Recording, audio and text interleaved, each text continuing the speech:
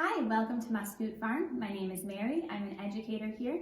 And in celebration of Black History Month today, we're reading the award-winning book, Before She Was Harriet, by Lesa Cline-Ransome, illustrated by James E. Ransom.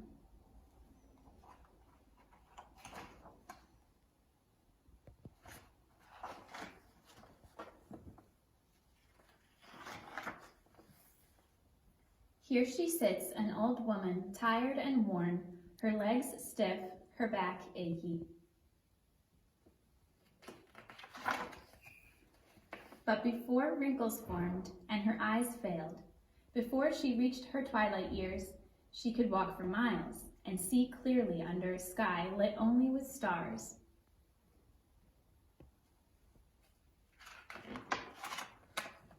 Before she was an old woman, she was a suffragist, a voice for women who had none, in marriages, in courts, in voting booths.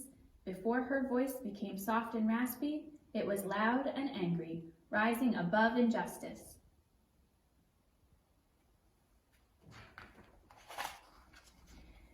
Before she was a suffragist, she was General Tubman, rising out of the fog armed with courage, strong in the face of rebels and planters and overseers, as they watched fields burn and bridges fall, and 700 slaves stop chopping and start running, to a woman who ferried them to freedom on the Combahee River, turned River Jordan.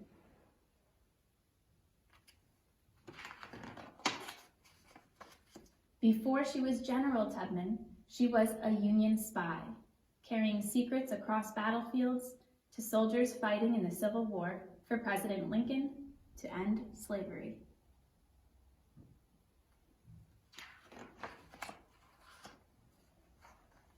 Before she was a Union spy, she was a nurse, caring for those hit with bullets and hatred and fear, tending to them with bandages and words in the bloodied dirt of Southern soil.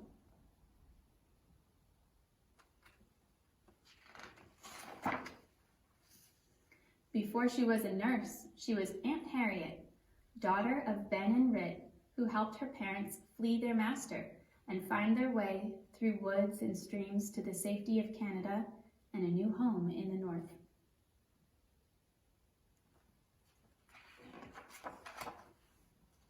Before she was Aunt Harriet, she was Moses, a conductor on an underground railroad with no trains and no tracks, just passengers traveling to freedom, up north through swamps, past slave catchers, across rivers, and under the cover of night.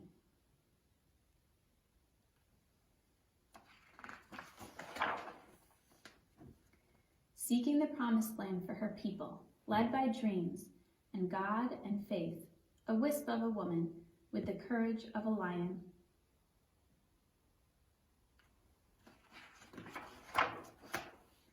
Before she was Moses, she was Minty of Maryland, of one slave owner and then others who worked her, punished her with lashes, broke her back, but not her spirit.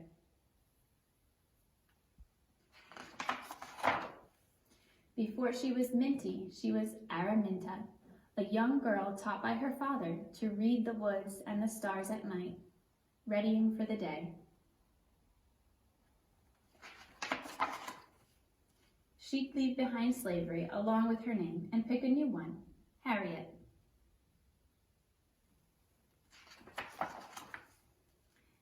And remember her days as a suffragist, as a general, as a spy, as a nurse, as Aunt Harriet, as Moses, as a conductor, as Minty, as Araminta, who dreamed of living long enough to one day be old, stiff and achy, tired and worn and wrinkled and free. The end. Thanks for listening.